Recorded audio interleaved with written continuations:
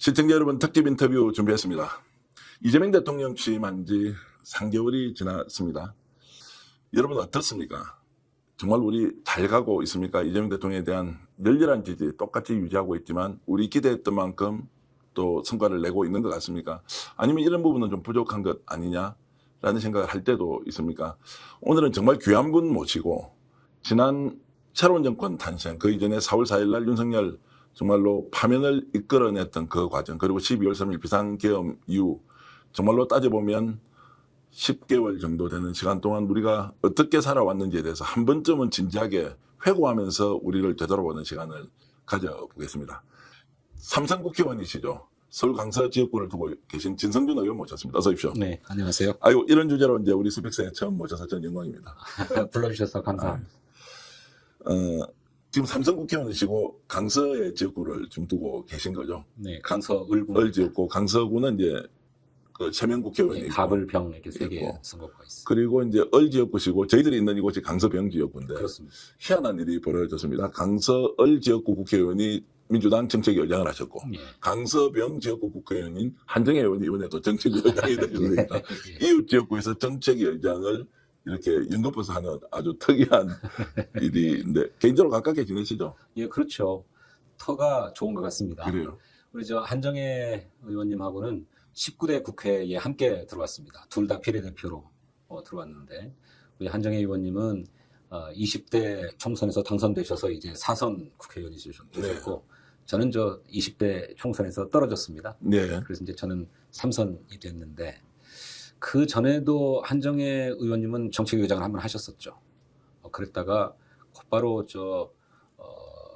환경부 장관으로 발탁되셔가지고 아마 짧게 정책위의장을 수행하시다가 네. 내려놓고 장관직에 가셔야만 했을 것 같아요. 그 당시에 정책위의장으로서 일하셨던 기간이 너무 짧아서 이번에 제대로 일하시려고 네. 그렇게 또 부름을 받으신 게 아닌가 생각합니다. 진성열 의원이 이제 3선이시고 그 전에 이제 당직 생활도 짧게 이제 하셨고 그리고 대통령실에 이제 청와대죠. 청와대 이제 근무도 하셨고. 근데 왜 3선이면 이제 보통 연배도 지금 이제 60을 향해 가지 않습니까? 네, 그렇습니다. 그러면 서울시장 출마한다 뭐 이렇게 서울지역구 3선 같으면 이렇게 할 것 같은데 예. 그 제 주위 분들이 이렇게 얘기합니다. 엄청나게 자주 봤던 분인데 네. 저분 누구시지? 이렇게 그래요? 얼굴은 굉장히 익은데 네. 잘 모른다는 분이 일단 많으셔서 저도 이제 성풍을 보니까 굉장히 조용하게 의정 활동을 매우 깊이 있게 탐구하면서 전문적으로 이렇게 하시는데 막 대중적으로 이렇게 널리 나와서 활동을 하고 지역 활동을 엄청 하시더라고요. 근데 이제 보통 이제 언론에 적극적으로 나와서 내가 뭐 이런 사람인데 이렇게 잘 안 하시는 것 같더라고요. 이유가 혹시 있습니까? 글쎄요, 뭐 특별한 이유가 있는 건 아닌데, 네. 글쎄요, 정치는 기본적으로 대중적 지지를 바탕으로 하는 것이니까, 대중 앞에 많이 나가서 자신의 정치적 소신을 밝히고, 또 그것을 통해서 지지자를 규합하고, 또 그걸 정치적인 원동력으로 삼아서 정치를 해나가는 것일 테죠. 그런데 모르겠습니다. 제가 처음 국회에 들어가게 됐던 배경이 일선의 말단 실무자로 국회의원 말단 비서로 시작해서 익명으로 정치해왔던 기간이 너무 길어서 그런 네. 것인지 무슨 막 튀는 발언, 네. 튀는 어떤 행보 이런 걸 통해서 정치를 해가야 되겠다는 생각은 별로 안 드는 것 같아요. 네, 예. 아무래도 자기 경험이 이렇게 일반화되기 마련이니까 예. 저에게 형성되어 있는 정치적인 어떤 습성이라고나 할까, 뭐 태도라고나 할까 이런 것이 막 대중 어필하는 방식은 아닌 것으로 형성된 게 아닌가 싶습니다. 대중을 향해서 이제 어필하는 방식이 이제 다른 것이겠죠. 이제 정책 역량이나 실제 실력이나 이제 이런 걸로 이제 오히려 검증받는 그리고 이제 대중을 향해서 열심히 이렇게 또 이제 알리는 분들이 있지 않습니까? 그 스타일이 이제 보통 그 노무현 대통령 생각해 보면 굉장히 이제 열정적으로 대중과 만나고 문재인 대통령 같은 경우는 오히려 대중과 만나는 것보다는 아주 조용하게 이렇게 이제 국정 운영을 하는 스타일이고 후자 쪽이 좀 가깝다 이렇게 이제 태생적으로 좀 그런 것들이 훨씬 더 많습니까? 아니면 좀 조심조심 하시는 겁니까? 뭐 일부러 조심하는 것은 아니고요. 예. 그냥 저 태생이 좀 그런 것 같아요. 예. 그리고 또 뭐 막 이렇게 내세워서 뭐 얘기할 만한 것도 없으니까 더 그렇지 않을까 뭐 싶기도 그런 건 하고. 아닌 것 같고, 뭐, 그 전문적 식견이 뭐 워낙 뛰어나서 뭐 당의 전략위원장 하시죠. 뭐 주요 당직이 있으면 다 그래도 당대표가 불러서 이번에 정책위 의장 하실 때도 보니까 뭐 정말로 많은 성과를 냈더라고요. 근데 이제 대중들은 보통 정책적 성과 이런 거는 기억을 좀 하기가 어렵지 않습니까? 네. 이제 그런 면에서는 굳은 일을 마다하는 데 스타일이 되는 생각도 좀 들더라고요. 예. 원래 정치하는 분들은 요만큼이라고 요만큼만 그저 남한테 알려야 되는 거 아닌가 싶기도 하고. 예, 뭐 저도 홍보도 많이 하고 싶고 예. 또 포장도 많이 하고 싶습니다만 뭐 그렇게 하지 않아도 평가될 대목에서는 평가될 것이다 네. 하는 믿음이 있고 또 자기가 뭘 좀 해야 되겠다고 자꾸 손을 든다고 해서 되는 일은 아니질 않겠습니까? 예, 예. 뭐 대통령은 하늘이 내는 거라고 하면 예. 뭐 서울시장이나 이런 단체장은 적어도 땅이 결심해야 되는 일 네, 같아요. 스스로 결심한다고 되는 일은 아니고요. 주변에서는 실제로 이제 삼선했고 정책위장, 전략기획위원장 했으니까 또 연배나 이런 걸로 봐서는 서울시장 도전 한번 해보라는 주변의 권유는 사실 많으시죠. 물론 이 이야기가 뭐 출마를 결심하고 말고 하고 이제 이런 거 좀 다르긴 한데. 뭐 많다기보다 저를 이제 아끼고 또 높이 평가하시는 분들은 예. 그런 도전도 해야 되는 게 아니냐는 얘기를 하시는 분들이 계시죠. 제가 이제 알기로는 올곧기도 하고 바르기도 하고 그다음에 좀 진보적인 생각, 우리 사회가 갖고 있는 이 구조적인 문제, 특히 이제 양극화 문제를 어떤 식으로든 제도적으로 좀 개선해야 한다는 부분에 이제 소신이 남다르고 또 거기에 대해서 높이 평가하는 분도 있지만 최근에는 이제 그런 진 의원의 그 진심이 좀 왜곡되어서 야, 이거 뭐냐 성장 안 할 거냐 뭐 이제 이런 식으로 하면서 일부에서 비판을 하기도 하는 이제 이런 것들을 온몸으로 다 맡고 계시던데. 예. 실제로 지금 우리 사회가 갖고 있는 이제 가장 큰 구조적인 문제 그리고 정치가 이걸 어떻게 풀어가야 될지 좀 총론적으로 먼저 말씀을 한번 해주시죠. 네. 그러니까 뭐 단적으로 그렇게 얘기하기는 어려워도 거칠게 얘기하면 우리 한국 사회의 어떤 근본적인 문제는 다시 민주주의에 있다고 생각하는데 그 민주주의가 정치적 차원의 민주주의에서 사회경제적인 차원의 민주주의로 심화 확장되어야 할 과제를 안고 있는데 여기서 지체되고 있다. 저는 그렇게 생각합니다.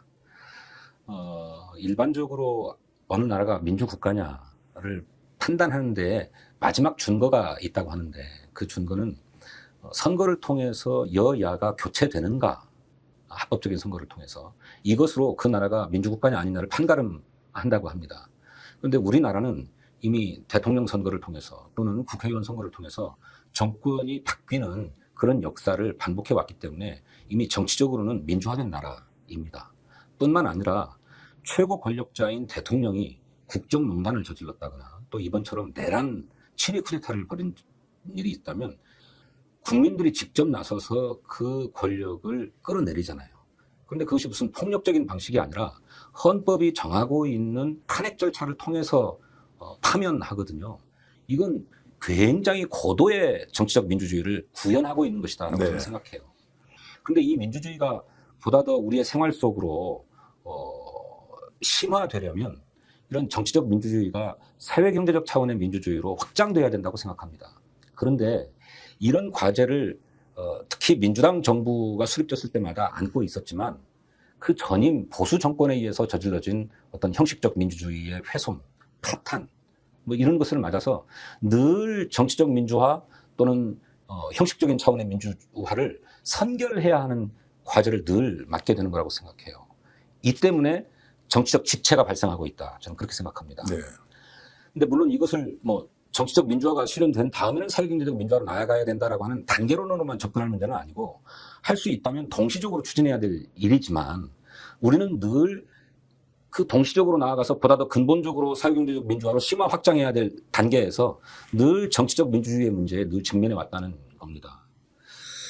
그래서 저는 여전히 우리 시대 대한민국의 구조적인 문제, 근본적인 문제는 내용적 또 실질적 차원의 민주주의를 구현하는 것인데 그것이 본질을 형성하고 있지만 외부적인 요인에 의해서 정치적 민주화의 과제 또 남북관계의 문제 또 지금과 같은 경우에는 경제 성장의 문제까지도 안게 되어서 불행하게도 그런 중요한 과제들을 4중, 뭐 5중 막 이렇게 겹쳐서 수행해야 되는 그런 굉장히 위기적인 상황을 계속 맞고 있다. 특히 민주당 정부가 그래 왔다. 네. 저는 생각합니다.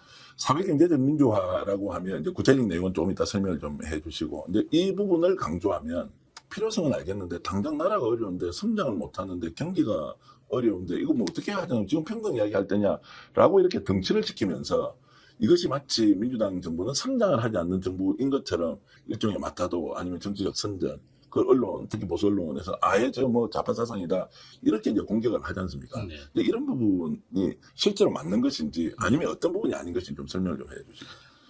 말씀하신 것처럼 우리가 고도 성장 시기를 겪어왔는데 그 고도 성장에 비례하는 사회복지는 지체되어 왔습니다. 물론 조금씩의 진전은 있었습니다만 그 고도 성장에 맞는 복지 체계 같은 것들이 정비되어 있느냐면 그렇지 못했죠. 동시적으로 추진되어야 될 과제인데 지금은 우리 성장 동력이 완전히 훼손되어 버리다시피 한 상황이기 때문에 1차적으로 우리 경제를 성장시켜야 된다고 하는 당면 과제를 안고 있습니다. 그런데 우리의 성장이 그래서 새로운 성장 동력을 발굴해내고 그것은 결국 기술 혁신과 기술 개발에서 찾을 수밖에 없는 것이지만 동시에 우리의 성장이 계속해 가기 위해서는 그런 혁신 동력의 발굴과 함께 삶의 기본을 보장해 주는 것이 동시병행적으로 이루어져야만 안정적인 성장이 가능한 시기라고 저는 생각해요. 과거처럼 분배 문제를 소홀히 해서 빈부격차가 극심해지고 사회 하층이 커져버리고 빈곤층이 커져버리는 상황에서는 성장을 해야 의미가 없고 그런 성장은 오래가지 못한다라고 하는 것이 이제 우리나라가 안고 있는 문제라고 생각합니다. 그래서 성장 동력을 발굴하고 우리 경제를 성장시키기 위한 조치들을 취해감과 동시에 그런 성장의 과실이 선순환될 수 있도록 하는 체계도 함께 갖춰야 된다. 저는 그렇게 생각해요.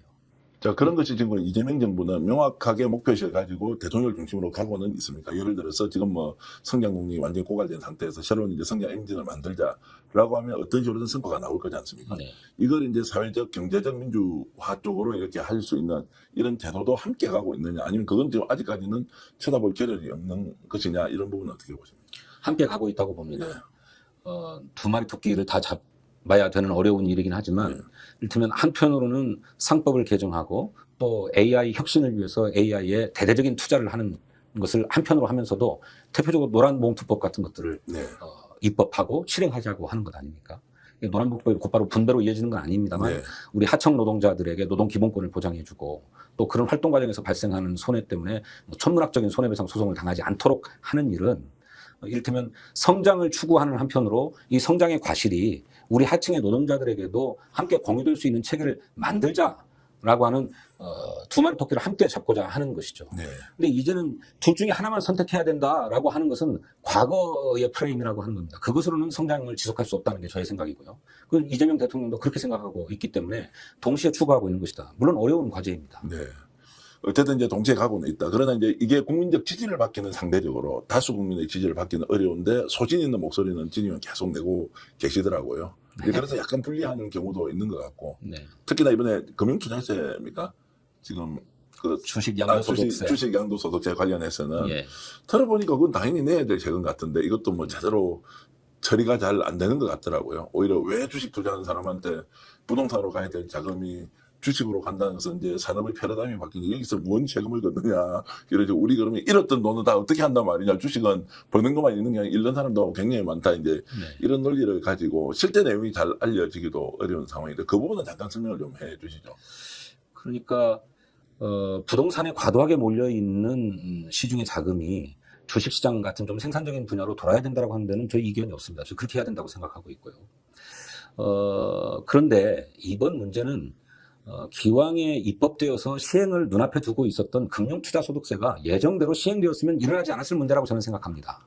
그런데 어쨌든 여러 논란 끝에 금융투자소득세를 폐지하게 됐지 않았습니까? 그렇다면 이런 주식투자소득, 자본소득에 대해서 어떻게 과세할 거냐 하는 문제는 우리가 다시 고민해 봐야 될 문제라고 생각해요.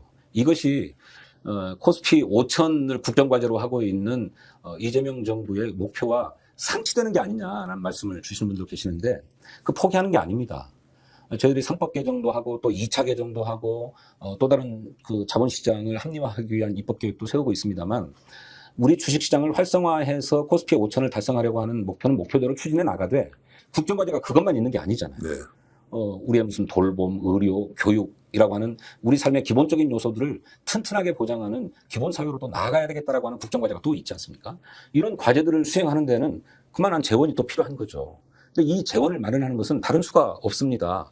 국민들에게, 특히 여유 있는 분들에게 세금을 내도록 해서 모두가 함께 잘 사는 세상을 만들자라고 호소하지 않을 수 없죠. 근데 합리적이기로는 금융투자소득세였습니다. 근데 그거는 과거의 손실도 이전해서 상계하도록 했고, 또 종목마다 투자들을 다 하게 되고, 어떤 것은 따기도 하고 어떤 것은 잃기도 하는데, 이런 손익을 통산해가지고 남은 부분에 대해서만 과세하자고 했던 것이었기 때문에 또 뭐 일정 부분은 또 면세를 해줬죠. 면세 5천만 원까지. 예, 예. 그러니까 개미 투자자들에게는 굉장히 유리한 세제였어요. 예. 그런데 그것이 마치 또 주식시장을 훼손하고 주식시장을 망가뜨리는 조치인 것처럼 거세게 반발했기 때문에 당장의 대중적 여론으로 그걸 수용해서 폐지했는데, 그렇다면 그야말로 고액 자산가들, 한 종목에 10억 원 이상을 투자하고 있는 고액 자산가들의 주식 양도소득세는 좀 내도록 하자라고 예. 하는 것이 이번 세제 개편안의 핵심이거든요. 근데 이것마저도 안 된다고 얘기하고 있어요. 두 가지 측면에서 그런 건데, 하나는 그것이 코스피 5천이라고 하는 목표에 부합하는 거냐, 충분하지 않냐라고 하는 문제 제기이고, 또 하나는 같은 얘기이긴 합니다만, 그렇게 그 대주주 기준을 10억으로 하게 되면 연말에 그 대주주 기준을 회피해서 세금을 내지 않기 위해서 투매를 할 거다. 그러면 주가가 떨어질 거고 주식시장이 망가진다라고 하는 우려 때문에 제기되는 거거든요. 앞서 말씀드렸던 것처럼 코스피 5천이라고 하는 국정 목표를 포기한 게 아니고 그런 방향으로 나아가야 한다는 점에는 이견이 없고, 그런데 정말로 연말에 주식 투매 현상이 발생해서 주가가 떨어지느냐? 경험적으로 그렇지 않다. 네. 그리고 또 그 개인 투자자들이 세금을 회피하기 위해서 내놓는 매물들을 기관 투자자나 외국인들이 다 매수해서 사실상 주가는 안 떨어지더라라고 하는 것이 경험적 현실이거든요. 그렇다면 이런 점들을 인정해 줘야 되는데 왜곡된 정보로 과도하게 공격하는 측면이 있다고 저는 생각합니다. 자, 그래서 그러면 예를 들어서 이제 산업 패러다임이 바뀌면 주식 투자하는 쪽은 그럼 영원히 면세사업자처럼 이렇게 할 거냐, 거래처만 내는 걸로 끝날 거냐, 소득이 있으면 안 할 거냐, 뭐 이런 것은 말씀하신 대로 상계 처리, 뭐 우리도 개인 사업자 같으면 5년 전 거를 지금부터 내는 이익에서는 법인세든 뭐 개인 사업자가 소득세를 안 내듯이 네네. 주식도 똑같이 적용하는 것이 상식적인데 그렇습니다. 왜 주식 투자하는 사람은 다 그러면은 거래처 외에는 다 면세 방식으로 가야 되느냐라는 것도 저는 이제 의문대기를 이제 하고 있는데, 여기에서 원칙을 고수하면서 민주당도 국민을 설득을 못 시키거나 또는 주식 투자자들의 설득을 결국 이제 시키지 못한 상태에서 뭐 이러지도 못하는 상황, 이런 것들이 한계가 아니냐라는 생각이 드는데. 그래서 이제 주식 투자, 그러니까 우리 한국 주식 시장이 너무 좋지 않았고 코리아 디스카운트 요인이 오랫동안 해소되지 않고 계속되면서 주식 투자자들의 불만이 높은 것은 알겠는데, 네. 그런 합리적인 세제에 대한 합리적인 토론 없이 그런 여론에 쉽게 이를테면 타협해버리는 문제도 저는 있다고 생각합니다. 네. 또 부동산 시장에서도 주택 한 채 갖고 있는 분들의 납세의 어려움이 과다하게 대표되면서 이 문제에 대해서도 손쉽게 타협해버리는 문제 때문에 우리 세제가 굉장히 불공평하게 또 불합리하게 만들어지고 있다. 저는 이거는 언젠가 한 번은 툭 터놓고 얘기를 해서 국민적인 동의를 얻어내야 될 사안이라고 저는 생각합니다. 네. 그런데 이 문제를 정면으로 다루는 것을 늘 회피해 왔다고 봐요.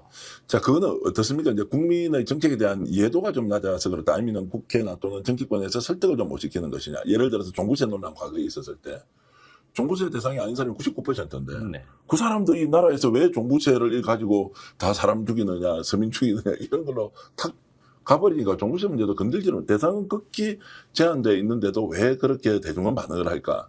이런 것들은 혹시 뭐 연구해 보시거나 경험적으로 보면 왜 대중은 이렇게 그런 반응하느냐? 대중의 반응 자체가 뭐 OX로 또는 선악으로 갈 수는 없는 것이니 네네. 이런 부분에 대해서 왜 대중은 좀 이성적으로 받아들이지 못할까라는 질문을 스스로 좀 하시지 않습니까? 글쎄, 그게 이제 저도 풀리지 않는 의문입니다. 종합부동산세도 그야말로 1%, 잘해야 2%에게 부과되는 세금이고, 또 금투세도 그렇고 이번에 주식 양도소득세도 마찬가지로 1%도 안 되는 자본가들에게 부과되는 세금인데, 마치도 무슨 개미 투자자 전체가 다 세금을 내야 되는 것처럼, 또 집을 가지고 있는 사람은 모두가 다 종부세에 해당되는 것처럼 과장되고 과잉되고 있는 거죠. 근데 이 문제에 대해서 정치권이 조금 더 용기 있게 나서서 국민을 설득하려고 하는 노력이 필요하다고 생각하고, 특히 어떤 세금이든 국민에게 부담이 가는 것은 사실일 텐데 특정 계층이라 하더라도 이 소수의 이해와 동의를 얻어내기 위한 사회 공론화 작업이 조금 더 치밀하게 이루어져야 된다고 생각해요. 그런데 정부도 그렇고 정치권도 그렇고 이 문제가 당장 세금 부과 대상이 되는 분들의 정치적인 반발, 저항을 우려해서 쉬쉬하고 한 번에 꺼내들어서 금방 처리될 수 있을 것처럼 여기다가 충분한 공론화나 설득 과정 없이 꺼내둬서 반발이 오면 그냥 접어버리고 후퇴하고 하는 일을 반복해왔다고 생각합니다. 그런데 이제는 우리 사회가 합리적인 사회로 나아가려면 그런 우리 사회의 딜레마라고 여겨질 만한 정책적 과제를 놓고 사회적 공론화 작업을 충실하게 밟아야 된다. 예. 그런 과정에서 정치인들이 조금 더 용기 있게 그것이 왜 필요한지를 설득할 수 있어야 된다고 저는 생각합니다. 자, 이재명 정부가 이번에 이제 확장 재정을 통해서 이제 적극적으로 국가가 이제 어쨌든 이제 경제 활성화를 위해서 재정 투입을 많이 할 거지 않습니까?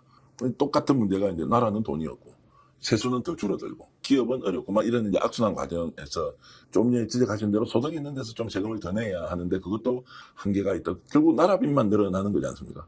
그거는 이제 저도 뭐 내게 아니기 때문에 국가이기 때문에 이렇게 좀 소극적으로 피해 있을 수 있지만 결국 이게 용기라는 것이 이제 공론의 장에서 뭔가 구체적으로 얘기하면서 설득해야 한다. 그리고 이제 정치적 부담을 어디까지 감수할 거냐, 정치적 책임을 얼마까지 질 것이냐라고 하는 것은 누군가는 해결해야 되는 문제 아닙니까? 그렇습니다. 예. 그래서 정치권이 조금 더 용기 있어야 된다고 생각합니다. 실제로 OECD 국가들의 평균 담세율이 GDP의 25%입니다. 그런데 우리는 문재인 정부 때 22%까지 올라갔다가 지금 17%예요. 네. 세금을 그만큼 안 내게 돼서 좋다야 라고 하실지 모르지만 이렇게 재정이 박해서는 앞으로 국가가 수행해야 될 일도 제대로 못하고 복지는커녕 새로운 성장 엔진을 마련하기 위한 투자도 못할 상황이 오는 겁니다. 그러면 세금 우선 내지 않기 위해서 그것도 모든 국민에게 부과하자는 게 아니고 읊는 과세의 원칙에 따라서 세금을 부담할 만한 계층이 부담하도록 하자. 여유 있는 분들에게 부담하도록 하자라고 하는 것인데 이거를 하지 못해서 우리 경제의 지속 가능성이나 우리 재정의 지속 가능성 자체가 망가져 버린다면 그거는 국정을 책임지는 정치인으로서의 책임 있는 자세가 아니라고 저는 생각해요. 자, 지금 확장 재정으로 가고 있는 이제 이재명 정부 2026년도 이제 예산안이 이제 대체로 지금 나오고 있는데 이제 이러면 결국은 성장을 통해서 세수를 더 많이 이제 만들어내야 이제 이렇게 해서 이제 소위 말하는 이제 그 마이너스를 좀 메꿀 수 있는데 그런 건 해낼 것 같습니까? 어떻습니까, 지금? 성장 엔진을 만들고 그것을 통해서 우리 경제를 성장시키고자 합니다만 그 효과가 금방 나타나겠는가 하는 네. 생각은 있습니다. 못해도 한 3년, 5년, 어쩌면 이재명 정부 임기 내내에는 계속 투자만 하다가 그 이후 정권에서야 그 투자의 성과가 나타날 수 있는 게 아니겠나. 그래서 어쩌면 이재명 정부는 성장의 기반을 마련하거나 성장의 씨앗을 뿌려놓는 것에 머물고 그 뒤에 과실을 생각해야 되지 않겠나 하는 생각이 들 정도로 우리 경제 성장 동력이 완전히 훼손된 상태입니다. 구체적으로 어느 정도 훼손된 상태입니까? 지금 보시기에는. 지금 보니까 7월달, 8월달 우리 수출이 상당히 늘었다고 합니다. 뭐 관세 협상 뭐 이런 문제가 모두 불투명하고 대외적인 환경이 좋지 않은 상황에서도 수출이 느는 핵심적인 이유는 반도체 수출 때문에 그렇다고 하는 것인데 이 반도체를 빼고는 그러면 우리가 수출을 이렇다 하게 할 수 있는 분야가 뭐가 있는가? 없는 거죠. 그런데 이 반도체조차도 대만, 중국 뭐 이런 데에 의해서 거의 막 다 따라잡혀 오고 있는 그런 상황이라는 것 아닙니까? 그러니 새롭게 우리 경제를 떠받쳐 나갈 동력들을 마련해야 되는데 이 동력에 대한 투자가 지난 윤석열 정권 3년 동안 전혀 이루어지지 않았습니다. 오히려 주요한 미래 선진 기술에서는 거의 중국에 다 따라잡혀가지고 어떤 것은 중국을 못 따라갈 정도. 대표적으로 AI가 그런 것 아닙니까?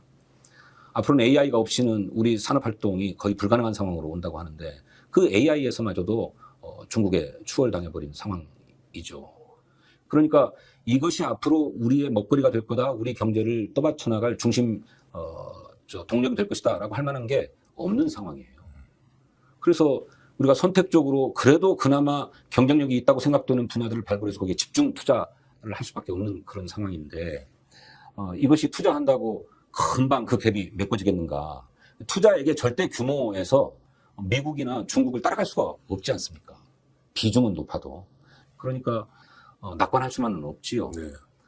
하지만 우리가 과거에 그렇게 따라잡아 왔던 전례가 있기 때문에 지금이라도 투자를 해서 어느 한 군데에서라도 승부수를 찾아야 된다 이렇게 생각하는 거죠. 이재명 대통령은 5년 동안 투자만 하고 그 다음 정부의 과실을 따는 것은 인정하겠지만 그래도 이 정부에서 성과를 엄청 내려고 노력할 것이다. 라고 이제 좀 생각이 들긴 하고요. 예, 그렇게 할 수밖에 없죠. 그래야 되고. 해야 또 예. 평가를 받고 그렇죠. 또 재신임을 이제 받는 문제가 뭐 지방선거든 총선이든 이어지지 않습니까? 네. 자, 그런 면에서 지금 이재명 대통령이 이제 경제 전반을 주도적으로 국가가 할 일, 기업이 할 일 이렇게 잘 나눠서 이제 가는 것 같은데 실제로 좀 우려하셨던 대로 5년 동안 정말로 투자만 하고 이게 과실이나 성과가 국민들에게 체감할 수 없다라고 하면 참기도 좀 어려울 것 같은데. 그래서 그렇게 민간 또 기업, 과학기술 분야의 투자와 함께 저는 공공부문에서 일자리를 만들어내는 일도 중요하다고 생각합니다. 갈수록 공공서비스에 대한 요구는 높아지고 있고 사회적 서비스에 대한 요구는 높아지고 있는데 이걸 다 민간에 맡길 수도 없고 그건 공공이 담당해줘야 될 부분인데 어쩌면 이 부분에서 좋은 일자리를 잘 만들 수 있다고 생각해요.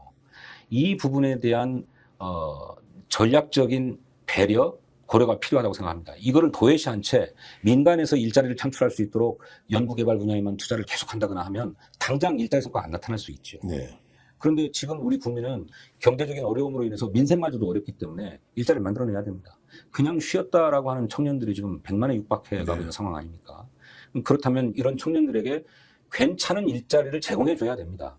그러자면 공공부문에서 일자리를 만들어내는 일을 적극적으로 고민해야 되고 또 하나는 중소기업들의 경우 지원해서 대기업과 큰 차이가 없는 보수체계를 만들어낼 수 있어야 된다고 생각합니다. 중소기업에는 여전히 구인난에 허덕이고 있다고 하는데 이 중소기업들을 지원해서 대기업과 큰 차이 나지 않는 보수체계가 형성될 수 있도록 해야 됩니다. 그러고도 영 저희가 안 되는 데는 불가피하게 외국인 노동자들도 써서 경제를 돌려가야 되지만 아까 말씀드렸던 것처럼 일자리를 만드는 일이 그런 투자의 성과를 공유하는 데 굉장히 중요한 일이고 그러자면 민간 부문에서 일자리를 창출해야 되지만 당장에 그것이 가시적인 성과를 내기 어렵다면 공공 부문에서 일자리를 만들어내기 위한 노력을 의도적으로 기울여야 된다. 저는 그렇게 생각합니다. 그러니까 국가 주도적인 재정 투자 또는 이제 일자리 만들기 이런 거를 물론 이제 야당과 협의는 하고 논의하고 합의하면 좋지만 이게 정말로 절박하고 절실하면 실제로 국힘 같은 경우에는 파트너십을 지금 갖기가 구조적으로 어렵지 않습니까? 그러면 오히려 속도라도 빨리 해서 성과가 좀 더 나오게 민주당 주도로 당정이 굉장히 빠르게 치고 나가자. 이렇게 해서 책임 정치를 하겠다고 결심을 하면 좌고우면하지 말고 이런 부분을 과감하게 밀고 가자라고 하는 것은 아까 말씀하셨던 논의를 뭔가 정치인들이 좀 더 용기 있게 해야 되는 것처럼 아예 그냥 원팀으로 가자 우리는 이렇게 하면 좀 효율성이 더 생기지 않나요? 예, 뭐 그럴 태세도 되어 있고 준비도 되어 있는데 예. 아까 말씀드렸던 것처럼 우리는 복합적인 과제들을 안고 있습니다. 예. 그런 민생 경제 분야의 정책들뿐만 아니라 훼손된 민주주의 내란 세력들을 청산하는 작업도 또 동시에 갖고 있거든요. 그런데 우리 당의 방점은 여기에 가 있는 것 같아요. 예. 내란 세력 청산에. 예. 이것도 뒷순으로 미뤄둘 과제는 아니죠. 동시에 해야 될 일인데 이 민생 경제를 챙기는 일은 그러면 대통령과 정부가 좀 중심적으로 했으면 좋겠다. 당은 내란 청산을 통해서 민주주의를 공고하는 일에 조금 더 방점을 두겠다. 이런 역할 분담을 지도부 사이에서 하고 있는 게 아닌가 싶습니다. 지금 어떻습니까? 이제 정권이 바뀐 지가 이제 내란으로 출발하면 지금 9개월이 지났고 정권 출범은 이제 3개월 정도 지금 지났는데 체감은 하십니까? 확실히 대한민국이 그 이전과 그 이유가 바뀌었다라는 것은 정치인으로서 지금 3선 정도 하셨으면 확실히 좀 바뀌었다. 아니면 사람만 바뀌었다. 내용도 바뀌었다. 그러나 내용은 기대만큼은 안 바뀌었지만 어쨌든 정권은 이제 민주정부가 안정적으로 들어선 것 아니냐라고 여러 가지 이제 기준과 관점으로 보실 수 있을 것 같은데 제가 약간 내성이 생겨서 요즘 이제 처음엔 너무너무 좋아서 매일 울어도 기분이 좋더라고요. 이재명 정부의 탄생 자체만으로 우리가 이제 해낸 것 같았는데 네. 이게 이제 3개월 정도 지나니까 야 이거 우리는 정말 잘 가고 있느냐 네. 제대로 하고 있어 원래 우리가 바라던 나라가 이런 것이었나라는 일종 이제 책임의 주체로서 느끼는 이런 부분이 이제 현장에서 집권여당의 정책 요장을 하셨으니까 지금 전반적인 소회는 어떻습니까? 저는 국정 운영의 양태와 방식은 확실히 변화를 체감할 수 있다고 생각합니다. 대통령이 누구보다도 현장의 목소리 또 정부 운영상에 나타나는 문제들을 신속하게 처리하고 있지 않습니까? 그런 점에 있어서 저는 우리 국민들이 효능감을 느끼고 있다고 생각합니다. 그리고 그것이 이재명 대통령에 대한 지지율의 근거가 되고 있다고 생각하고요. 근데 다만 그런 국정 운영의 양태와 방식이 구체적인 제도로 확립되고 우리 생활에 체감되게끔 하는 데는 시간이 필요할 수밖에 없다. 더구나 그 사상 최악의 경제 상황에 대해서 내란 세력의 바로도 여전히 있어서 이 두 가지 문제를 동시에 해결해야 되는 과제를 안고 있기 때문에 이거 체감시키기가 쉽지 않은 것 같아요. 한편으로는 특검이 열심히 수사를 하고 있지만 무슨 내란의 주요 종사자들이 그냥 구속되지 않고 풀려난다든지 뭐 이런 일들이 계속되고 있고, 또 한편으로는 경제 성장에 투자를 많이 해야 되지만 또 한편으로 미국의 관세 협상 때문에 당장의 우리 어려움은 지속되고 있는 거잖아요. 그러니까 이런 것을 정권 교체를 내 생활에 체감하기에는 조금 시간이 필요한 것 같습니다. 네. 그렇기 때문에 말씀하신 것처럼 우리가 진짜 지금 잘 가고 있는 건가, 이렇게 돌아보게도 되는 것이겠지만 지금 그 질문을 하기에는 조금 이른 시기가 네. 아닌가. 또 우리가 안고 있는 과제가 너무 크고 복합적이지 않은가, 저는 그렇게 생각합니다. 한덕수의 이제 불구속 기소는 이제 두 가지 면에서 영장실질심사 과정에서 이거를 지금 기각을 했다라는 것도 아주 특이하고, 네.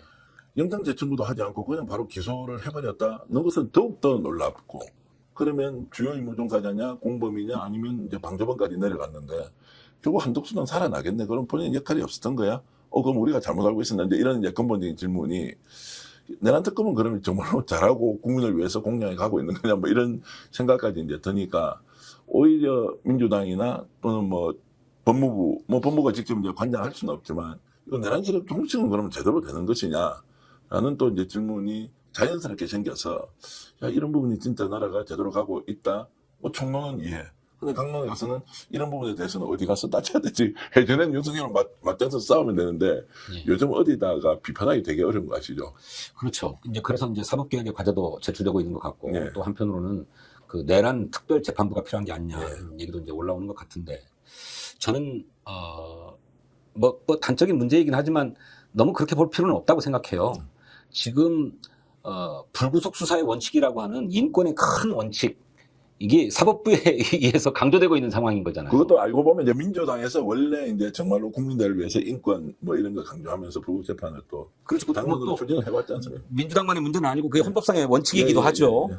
그런데 우리 헌정 질서를 부정하고 내란을 일으키려고 한 세력에까지 불구속 수사의 원칙이라고 하는 것이 지켜져야 되는 것인가 하는 의문이 있는 거잖아요. 국민들이 다 거기에 지금 이제 막 흥분하고 있는 거예요. 그렇죠. 그보다 훨씬 못한 범죄 혐의자들도 다 구속되는 마당에.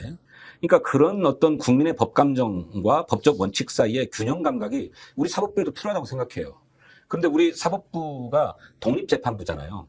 어떤 판사는 불구속 수사 원칙에 더 강조점을 두는 분도 있을 거고, 어떤 분들은 그것이 원칙이긴 하지만 이 내란 문제에 있어서만큼 그럴 수 없다라고 보는 분도 있을 것 같아요. 그러니까 그건 개별 판사들의 문제이지 우리 사법 시스템의 문제는 아니라고 저는 생각하고 있습니다. 내란 특별재판부는 아직은 조금 논의를 하기 이르다고 이렇게 보시면 가면, 이것도 공론의 장에서 뭐 두 가지 의미입니다. 하나는 압박의 수단으로, 하나는 정말로 안 되면 이렇게 가서 그냥 전문재판부에서 결정하고 정리를 해야 한다. 그게 오히려 국가 발전에 필요하다. 이런 부분에 대해서는 혹시 정해진 의견이 있으신가요?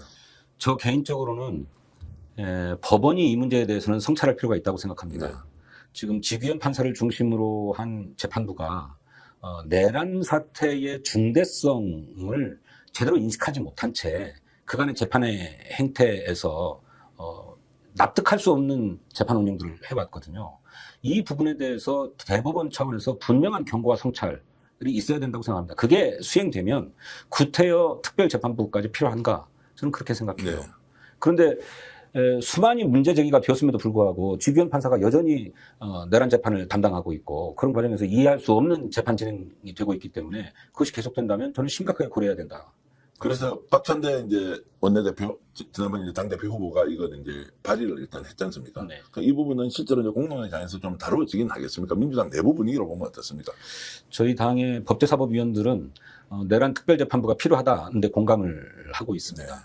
그동안에 법사위에서 법원 행정처 등을 불러서 납득할 수 없는 지규현 재판부의 행태들을 많이 지적해왔는데, 더구나 개인적으로는 무슨 어디 룸사롱에 가서 접대도 받았다는 것 아닙니까? 더구나 피의자에게. 그러면 그것에 대해서는 응당한 법원 내에 징계 조치가 있어야 되는데 아직까지 이루어지지 않고 있거든요. 그러니 이 문제를 전담하고 있는 법사위원들은 내란 특별재판부가 필요하다는데 공감이 훨씬 큰 것 같습니다.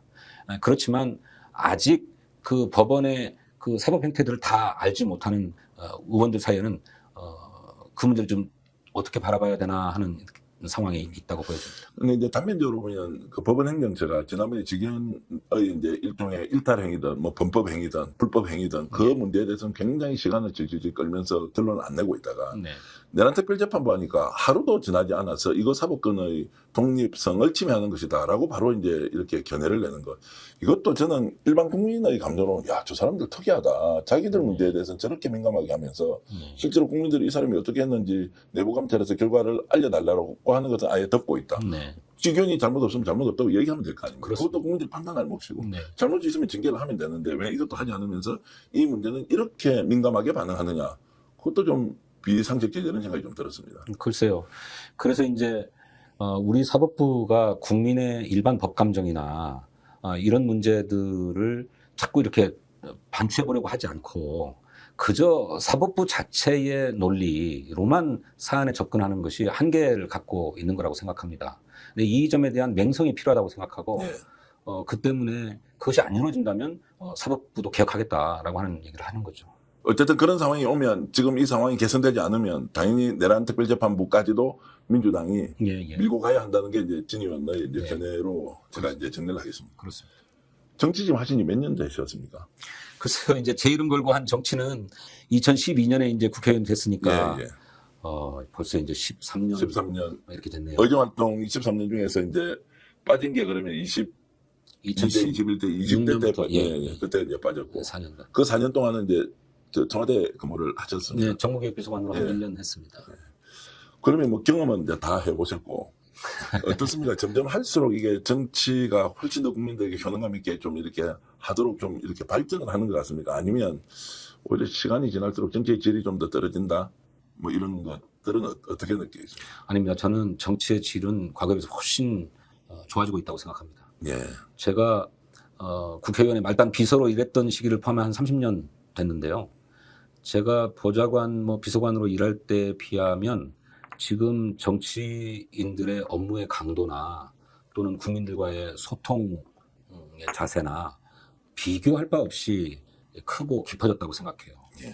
근데 그만큼 국민의 눈높이도 높아졌고 요구 수준도 높아졌는데 그런 국민의 요구 수준에 충실히 부합하고 있냐 하면 꼭 그렇지는 않죠.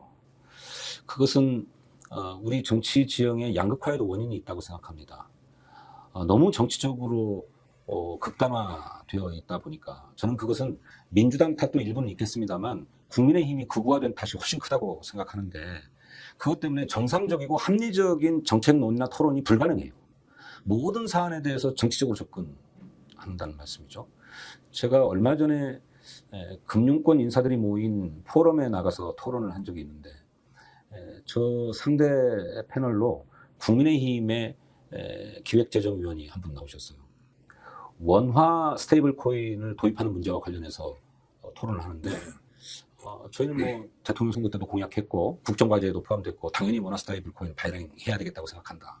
이 입장을 냈는데 그 국민의힘 의원은 당신들도 원화 스테이블 코인 발행을 지원하는 입장이었는데 이제 이재명 정부가 한다고 하니까 다시 생각해봐야 되겠다 이렇게 발언하더라고요. 네. 제가 깜짝 놀랐습니다. 아니 금융 정책 사안에서 어느 정권이 이것을 추진하냐 마냐 하는 문제로 자기 입장이 변화될 수 있는 문제입니까? 그렇게 접근하는 문제가 네. 아니죠. 그런데 그런 사안에조차도 정치적인 접근과 정치적인 잣대가 앞서 나오고 있기 때문에 정상적인 토론이 불가능하다. 저 사람들하고. 그 말씀은 이제 민주당 쪽 의원은 이제 업무량, 학습량, 그리고 경험과 지식이 훨씬 더 국민들의 뜻에 부합하도록 오히려 이제 발전을 해왔는데 오히려 국힘은 거부극단화되면서 대형화되고 있다라는 이제 느낌으로 이제 좀 들리긴 합니다. 그런데 이제 외부에서 봤을 때는 정치가 지금 국민 뜻을 따라오지 못한다라고 하면 이제 국회라는 공간은 여야가 공존하고 있는 공간인데 협치가 안 된다. 대화가 안 된다는 것은 뭐 알겠다. 그럼 국힘 탓만 하면 종합적으로 국민들은 그럼 정치가 국회가 할 역할을 제대로 못하는 거 아니냐라는 또 당연한 이렇게 질문을 던질 수 있지 않습니까? 또한 어쨌든 김문수 후보를 지지했던 국민도 40%가 넘는데 그것이 옳든 그러든 근데 그렇게 봤을 때 정치 전반을 좀 복원시킬 수 있는 길은 정말로 없는 것이냐. 뭐 수준은 알겠고 차이도 충분히 인정하겠지만 이걸 어떻게 이제 풀어갈 것이냐라고 하는 것은 이제 평균적 국민의 시각, 지지하지 않았던 반대쪽의 40%의 시각으로 봤을 때 이제 어떻게 풀어갈 것인가라는 질문을 좀 드립니다. 이제 그래서 이제 대통령도 미국에서 돌아오자마자 여야 지도부 회담을 해야 되겠다라고 얘기를 하고 또 뭐 그렇게 협치하겠다고 하는 자세는 되어 있습니다. 충분히 토론하고 논의하되 끝내 합의를 하지 못하면 그건 결국 표결하는 것을 원칙으로 해야 됩니다. 그런데 국회에서의 표결을 의회 독재라고 얘기하면서 국회 개회식에 상복을 입고 나올 정도가 되니까 이게 정상적인 민주적인 의사결정 시스템을 존중하는 것인가 예. 하는 의심이 있는 거죠. 예. 근데 그렇지만 그럼에도 불구하고 그들을 상대로 계속 이야기하고 설득하고 하는 수밖에 다른 수가 없다. 예. 저는 그렇게 생각합니다. 그래서 이제 속도전으로 가야 되는 건 민주당 주도로 당정이 가는 거고 아니면 이제 아닌 대로 협치 가능한 거는 이제 부분적으로 또 논의를 하고 뭐 저도 사실 대책 없이 질문 드리는 건데 그 대책이 없다는 것은 예. 워낙 지금 국회라는 공간에서 이루어지고 있는 일이 비상식적인 것이 일반화되어 있으니까 이걸 어떻게 이제 풀어갈 것이냐라고 하는 부분은 이제 집권 여당의 의원으로서 충분히 이제 상황을 잘 파악하시리라고 보고요. 그 약간 다른 질문이긴 한데 50대 후반이시죠. 예. 정치실은 좀 계속 더 좋아지고 있다고 이렇게 말씀하셨는데, 인생의 질도 좀 많이 좋아졌습니까? 이제 학창 시절에는 학생 운동 하다가 특히 이제 진 의원께서는 전북대 총학생회 부회장 하던 예. 시절에 군에 가서 육군교도소에 수감이 됐던 적도 있던데, 네. 인생 전체를 20대 청년 시절부터 지금까지 이렇게 반추해보면 예. 지금이 제일 좋습니까? 아니요, 꼭 그렇지는 않습니다. 글쎄요, 뭐, 잘못 살아왔다는 생각은 하진 않지만, 오히려 젊은 시절로 다시 돌아가면 어떤 삶을 살까 하는 생각도 하죠. 뭐, 나름으로는 치열하게 살아왔다라고는 생각을 하는데, 또 한편으로는, 제가 개인적인 경험을 잠깐 말씀드리면, 제가 이제 군사재판을 받고 육군교도소에 가게 되었던 가장 직접적인 동기는 제가 학생운동을 하다 군에 왔다라고 하는 사실이 부대 내에 다 알려져 있는 사실이어서 그것 때문에 굉장히 많은 이를테면 탄압을 받았어요. 고초를 겪었고, 예. 그래서 이 군대가 이래서 되나 해서 이제 뜻맞는 동료들하고 군대가 왜 이렇게 폭력적이고 또 더구나 군사 쿠데타를 일으켰던 군대가 그것을 저항하려고 했던 학생운동에 대해서 이다지도 적대적인가라고 하는 문제를 토론하다가 이제 조직사건으로 엮여서 군사재판을 받았는데요.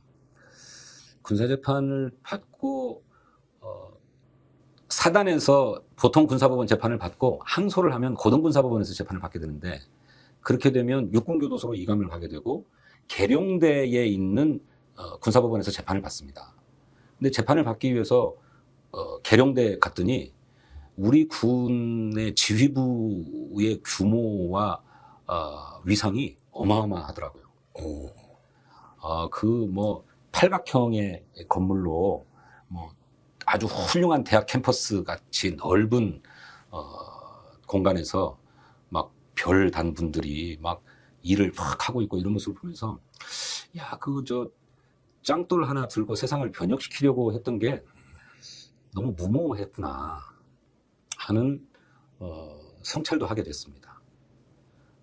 그게 아니라 제도와 법률을 점진적으로라도 바꿔가려는 노력이 실질적인 것이구나. 그냥 젊은 혈기로 짱돌 두자고 하는 사람들이 많이 모인다고 해서 네.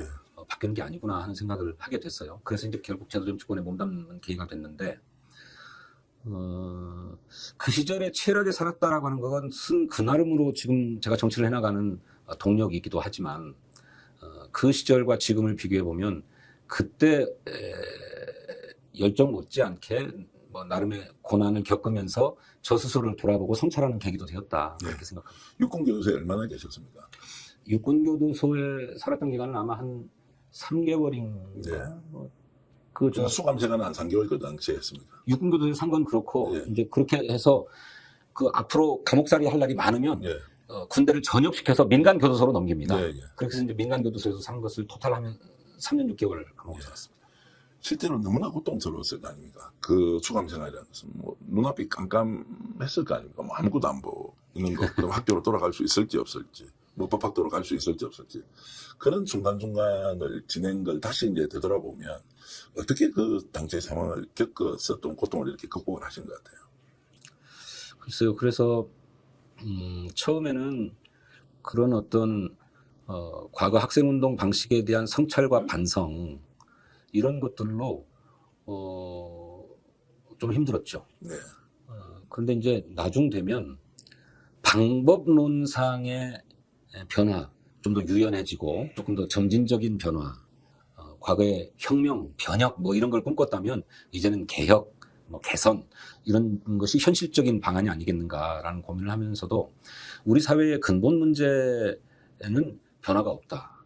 이를테면 독재를 극복하고 정치적으로 민주화를 실현해야 되는 문제라든지 또 그 독재의 여파로 발생하는 우리 사회의 빈부의 격차의 문제, 사회 기층 민중의 어떤 생존권을 보장하는 문제, 또 대외적인 관계에 있어서도 상대적인 자주성, 자율성을 높이는 문제, 이런 문제는 우리 사회가 풀어야 될 구조적이고 근본적인 문제다라고 하는 신념에는 변화가 없었습니다.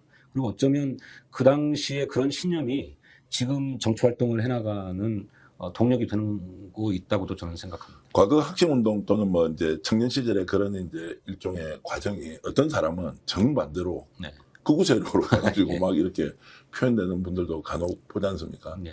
그런 분들을 보면 어떤 생각이 듭니까? 또는 이제 종북이다, 좌파다, 빨갱이다, 막 이런 이야기를 하는 사람들이 많을 거 아닙니까? 네. 민주운동 이제 네.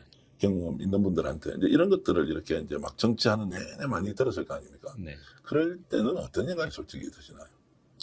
글쎄 이제 뭐 김문수 이런 분들처럼 완전히 극우적인 생각으로 바뀐 분들은 저는 이해하기가 어렵습니다. 예. 모르겠어요. 세상을 어떻게 해석하는 눈이 어떻게 바뀌었는지는 모르겠는데 그 얘기는 자신의 과거를 다 송두리째 부정하는 것이잖아요. 그런데 막상 정치판에 뛰어들면 그 과거를 부정하지는 또 않아요. 마치도 민중을 위해서 헌신했던 과거는 정당했고 이제는 또 그게 세상이 아니니까 또 다른 것을 얘기하는 것처럼 얘기하고 있는데 저는 그건 일관성도 없고 납득하기가 어렵습니다. 이제 저 같은 사람에게도 뭐 간혹 그런 글들이 올라오죠. 뭐 586 운동권 출신이라고 하고 또 과거에 낡은 운동권적 사고에 머물러 있다고도 하고 또 어떤 분들은 뭐 생전 자기 손으로 밥도 못 벌어 먹었던 사람이 운동권 이력팔아서 국회의원 됐다고도 하는데 왜요? 저도 국회의원 비서로 일을 했지만 네. 월급 받아서 생활해 왔던 사람이죠. 근데 저는 이제 과거처럼 무슨 빨갱이다 뭐다 이런 얘기는 없지만 그것의 부드러운 표현은 여전히 가해지고 있다고 생각해요. 그게 낡은 이념에 사로잡혀서라는 표현이에요. 네.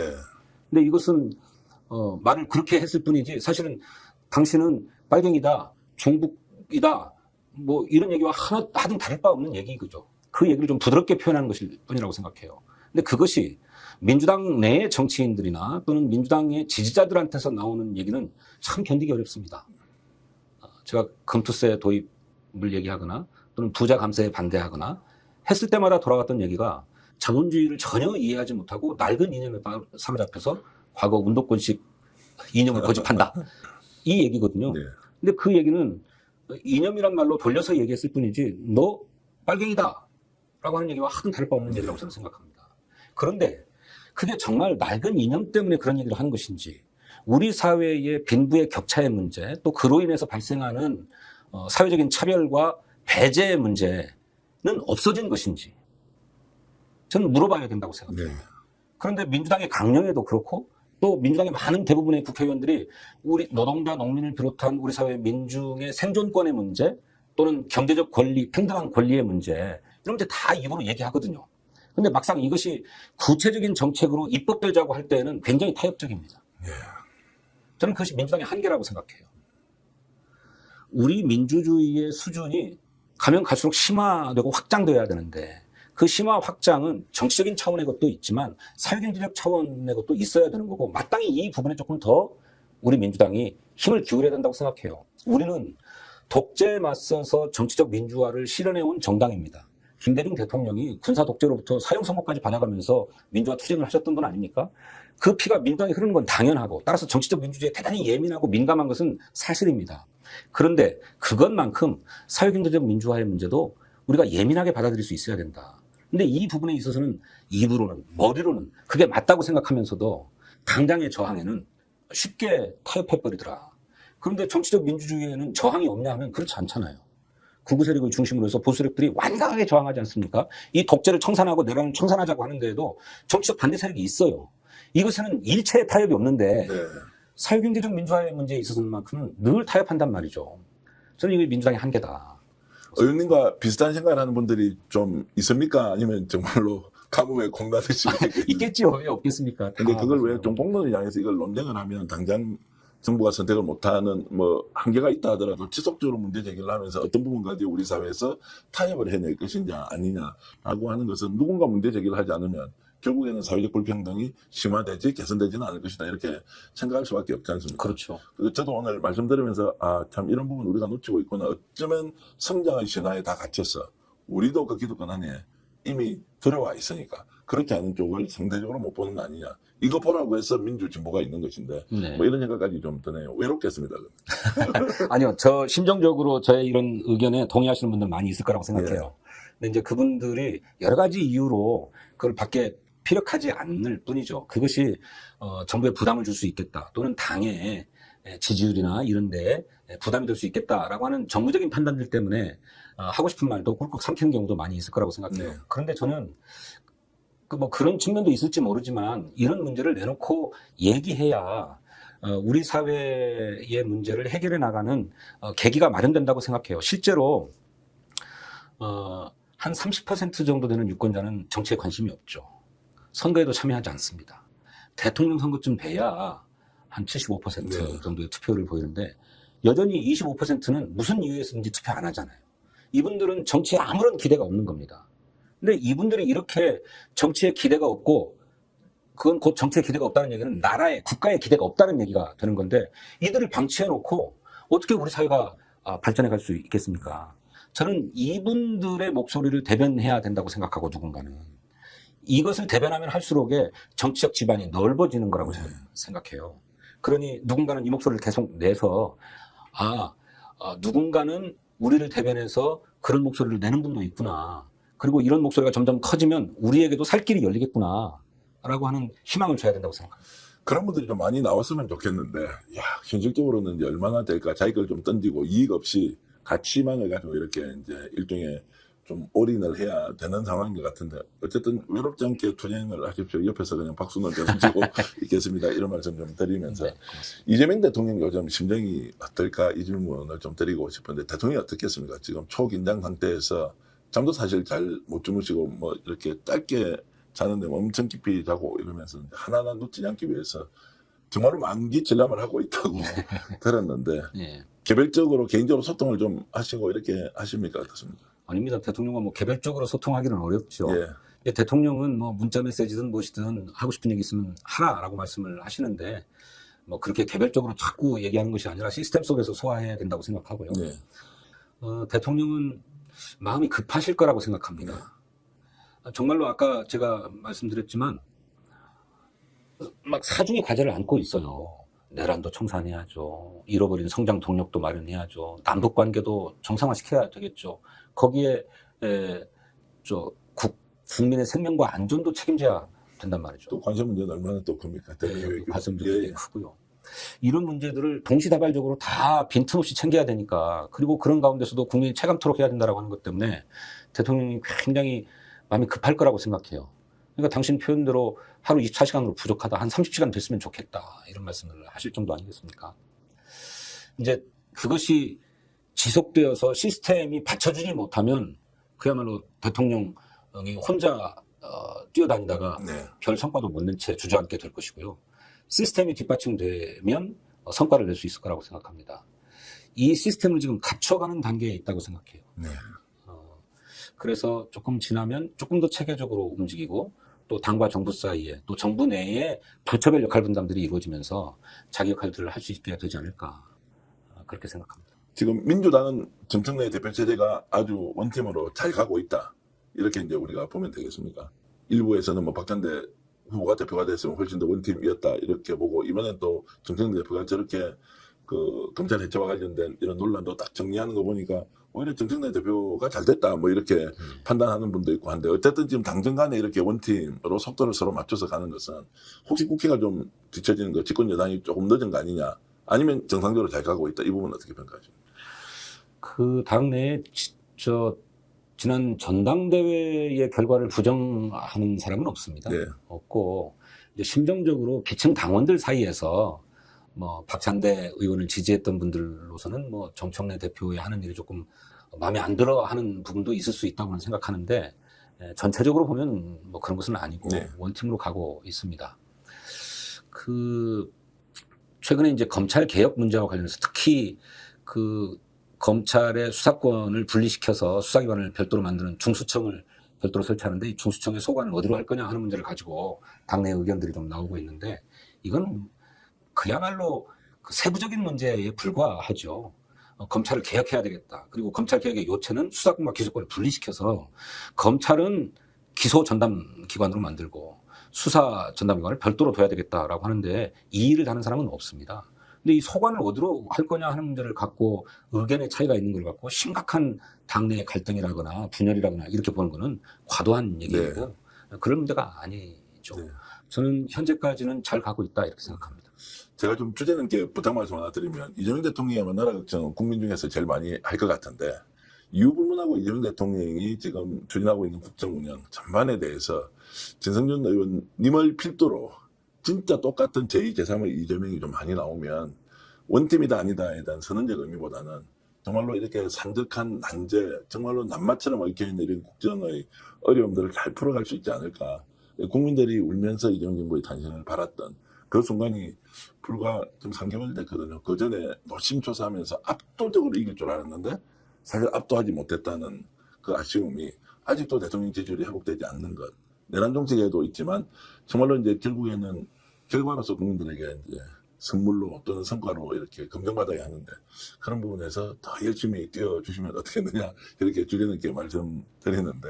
예, 저도 비슷한 생각입니다. 저도 이제 열심히 더 노력해야 될 거라고 생각하지만 지금 모두 다 이재명 대통령만을 바라보고 있는 상황인데 저는 어떤 분은 내란 청산에 조금 더 목소리를 내고 어떤 분은 뭐 성장 동력을 마련하는데 조금 더 목소리를 내고 또 어떤 분은 저와 같이 분배와 공평 과세에 더 목소리를 내는 분들이 있고 이렇게 해서 우리 사회에 그야말로 그런 복합적인 과제들 다양한 요구들을 당이 충분히 받아 안는 모습으로 가면 좋겠습니다. 그런데 전체적으로 당의 관심은 내란 청산에 많이 가 있는 것 같고 그거 외에 다른 문제는 온통 이재명 대통령이 다 해결해 줘야 될 것처럼 되어 있어서 이게 좀 아쉽죠. 예. 그렇지만 우리 사회가 5천만이나 되는 나라인데 국민의 요구가 얼마나 다양하겠습니까? 이런 다양한 이해와 요구들을 그야말로 개혁적 관점에서 받아 안는 정치인들이 조금 더 나와야 된다. 그렇게 생각합니다. 알겠습니다. 오늘 진성준 의원과 함께 얘기 나눠봤는데요.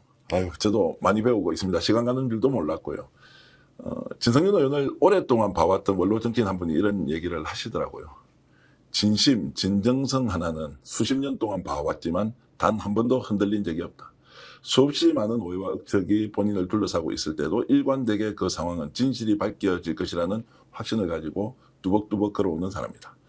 엄청나게 성과를 내지만 그 성과는 본인의 성과가 아니라 우리 팀의 또는 우리 정당의 성과다. 이렇게 정리하면서 본인 늘 뒷다리에 또는 뒤로 빠져서 겸손의 이런 이제 자세를 유지하고 있더라.